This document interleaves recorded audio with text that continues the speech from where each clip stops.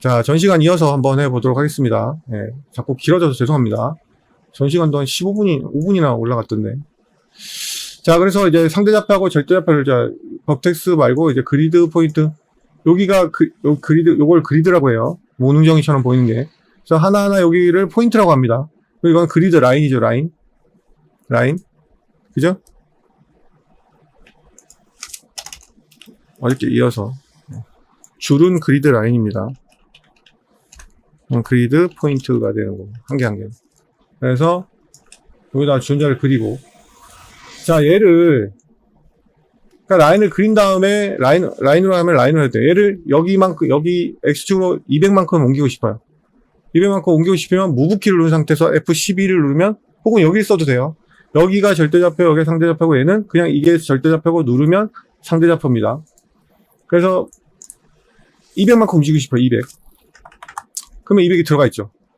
근데 라인 그릴 때처럼 여기로 150만큼 움직이고 싶으면 얘를 알아야 되죠. 200을 알아야 되고 여기서 150만큼 움직여야 되는 거죠. 이런 식으로 계속 생각을 해야 되잖아요. 이게 절대좌표인 거는 뭐 전 시간에 말씀을 드렸고, 상대좌표가 조금 편할 수 있어요. 상대좌표는 뭐냐면 여기서 여기까지 150을 옮기면 150을 옮기는 딱 순간 여기가 다시 0이 돼요. 그러니까 나를 기준으로 하는 거야. 그러니까 다른 생각할 필요 없이 여기로 움직이는구나 하면 Y로 100만큼 움직이면 되는구나.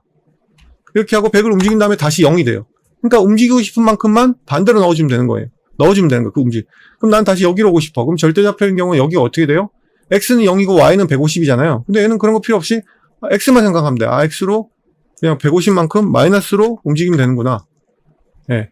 얘는 상대좌표다 보니까 마이너스 방향이 존재하는 거죠. 얘는 2차 방정식처럼 커브만 넣으면 되는 거고. 무슨 말인지 아시겠죠? 그래서 상대좌표가 쉬운 경우가 더 많아요. 그리고 얘는 뭐 생각할 필요 없이 0,0이 아니고 내 위치에서 얘는 어떻게 돼요? Y축으로 반대로 오는 거잖아요. 자, 중심점을 기준으로 오른쪽이 플러스 왼쪽이 마이너스입니다. 그리고 위가 플러스 아래가 마이너스예요. 그러니까 얘는 아래로 오는 거잖아요. 아래로 와야지 원점으로 갈 수 있잖아요. 마이너스니까 마이너스 150만큼 이렇게. 그래서 100이었구나. 그래서 상대좌표가 편할 때가 있고 가끔가다 절대좌표가 편할 때가 있습니다. 대부분의 경우는 상대좌표가 조금 더 편하죠. 네. 이제는 여러분들이 공부를 저랑 매일 해야 되기 때문에 지칠 수 있어서 이 10분의 약속을 최대한 지키겠습니다. 참 시간을 지켜서 녹화하는 게 쉽지가 않네. 계속 시계도 보랴 막 그렇게 빨리 하도록 하겠습니다. 그래서 라인도 마찬가지로 그릴 수가 있습니다. 렉탱글부터 할게요. 렉탱글 했고 서클이 이제 두 가지, 나머지는 다 똑같고 서클도 여기 키보드 엔트리 그릴 수 있는 거 똑같습니다. 0,0,0에다가 그리고 반지 이름은 15mm짜리로 할게 하면 이렇게 그릴 수가 있어요. 자, 그런데 서클은 이제 두 가지 옵션이 있거든요. 두 가지가 뭐냐면 센터 중심으로 그리느냐, 엣지 중심으로 그리느냐. 두 가지가 있어요. 여기 지금 보시면 크리에이션 모드. 디폴트는 센터 중심으로 그리기 때문에 여기 센터로 이렇게 나와 있는 거예요. 근데 엣지부터 그릴 수가 있거든요. 엣지로 하게 되면 여기 엣지서부터 요건 이제 스냅을 걸어야 되는데 맥스가 KD에 비하면 진짜 스냅이 참 아쉬워요. 스냅이 아쉽긴 한데 일단은 이거 그리드 포인트 꺼야 되고 여기를 탄젠트가 잘 먹어주면 고마운데 탄젠트를 걸고 스냅을 하도록 하겠습니다. 그리고 엣지 모드. 그러면 탄젠트가 잘 안 걸리는 이런 것들이 좀 아쉬워요. 그래서 어쩔 수 없이 얘는 그냥 이건 어쩔 수가 없어요. 할 수가 없는 거예요. 라이노에서나 이런 건 완벽한데 캐드에서는 안 된다는 거죠. 맥스에서. 얘는 뭐 어거지로 하려면 뭐 벅텍스 정도 되겠다. 왜냐면 여기 벅텍스 여기 있고 여기 있으니까. 그렇죠? 근데 이게 별 의미가 없는 게 이런 경우는 벅텍스가 되지만 여기 벅텍스가 없는 아이랑 부실 때는 어떻게 부실 거야? 그러니까 이게 의미가 없는 거예요. 자, 여기서부터 여기까지 할 때는 어떻게 해야 돼? 여기는 벅텍스가 있으니까 다행인데 여기 갈 때 여기 벅텍스가 없으면 지금 운시가 있는데 없으면 안 되는 거예요. 무슨 말인지 아시죠? 그래서 이런 곡선은 탄젠트나 이런 것들이 되게 중요한데 라이노는 완벽하거든요. 얘는 이런 탄젠트 이런 부분이 되게 약해요.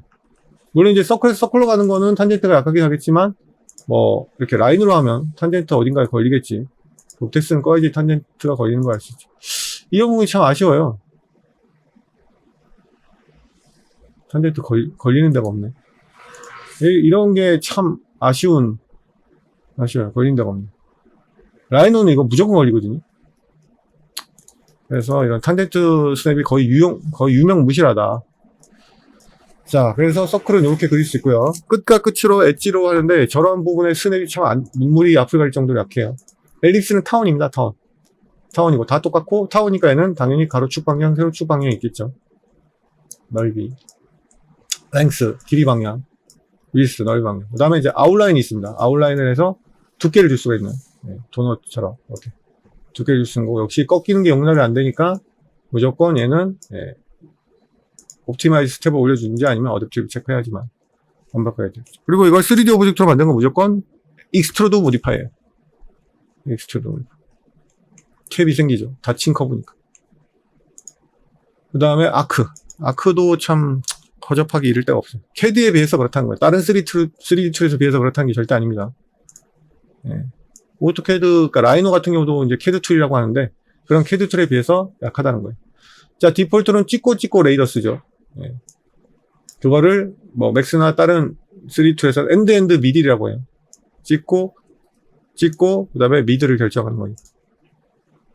그 다음에 센터가 먼저 들어가고 엔드가 들어가는 경우가 있어요. 이런 경우는 뭐 센터가 먼저 들어가고 그 다음에 엔드, 이런 식으로.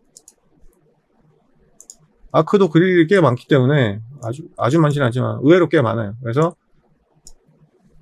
센터라면 역시 여기가 센터가 되는 거죠. 그 다음에 잡고 이렇게 센터가 돼서 아크를 이렇게 그릴 수 있죠. 뭐 아크라고 해도 이렇게 원으로 그릴 수도 있는 거고.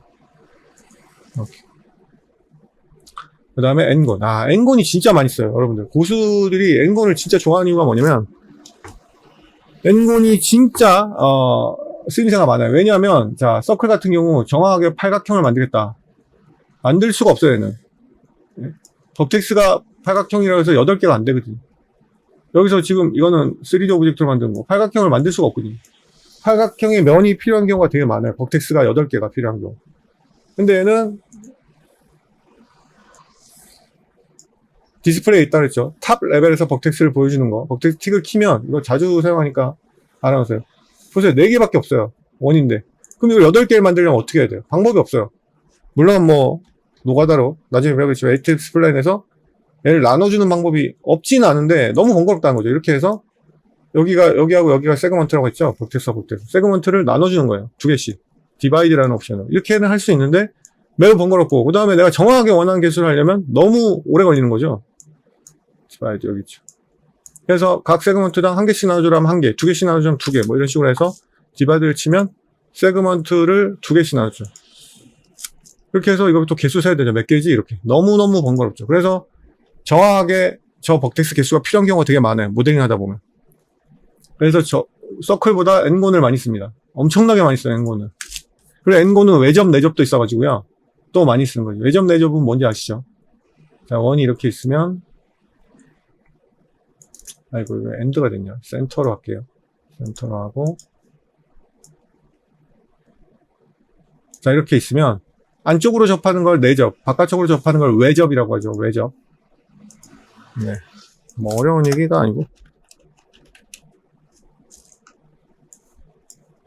그래서 엔곤을 하게 되면 2D니까 여기죠. 엔곤을 하게 되면 얘 레이더스를 알면 정확하게 따라서 할 수 있는 거고요. 얘 레이더스가 얼마죠? 일단 쉬운 숫자로 할게요. 50이네. 50이면 엔곤도 마찬가지로 그냥 0,0,0이니까 50을 그냥 찍으면 돼요. 0,0,0에서 레이더스 50. 그리고 사이드가 6이니까 얘는 육각형이 생기고 버텍스가 정확하게 6개. 아시겠죠? 여기서 해야 돼요. 레이더스 50. 코너 레이더스는 일단 안 할게요. 50하고 크리에이트 하게 되면 정확하게 4접이 생기죠. 4접.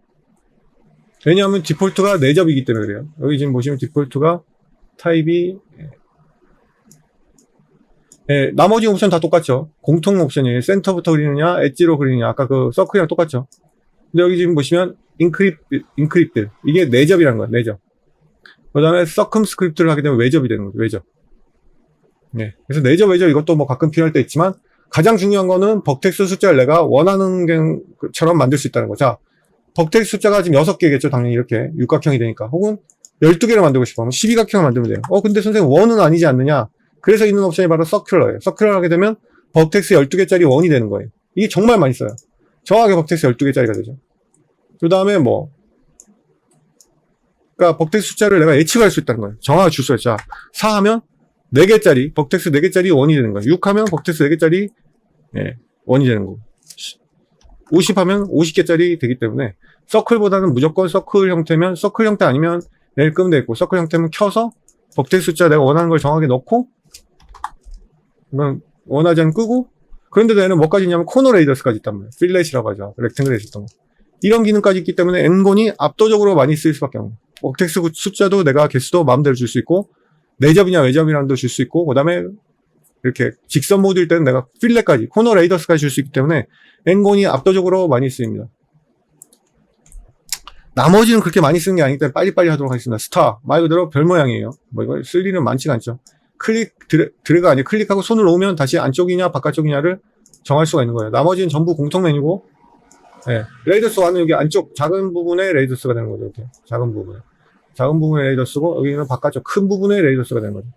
포인트가 6개니까 6개짜리 별이고 7개면 뭐 8개 이런 식으로 별을 만들 수 있겠죠. 디스토션은 말 그대로 이렇게 우그러드는 거, 이렇게 하게 되면 별이 트위스트가 일어나죠. 이런 식으로.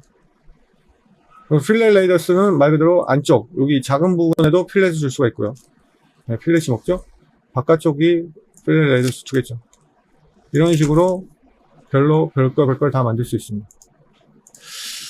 자, 그 다음에 텍스트는 너무 많아서 다음 시간에 하도록 하고요. 네, 여기까지 하도록 하겠습니다. 이건 좀 많네. 네, 여기까지 하도록 하겠습니다.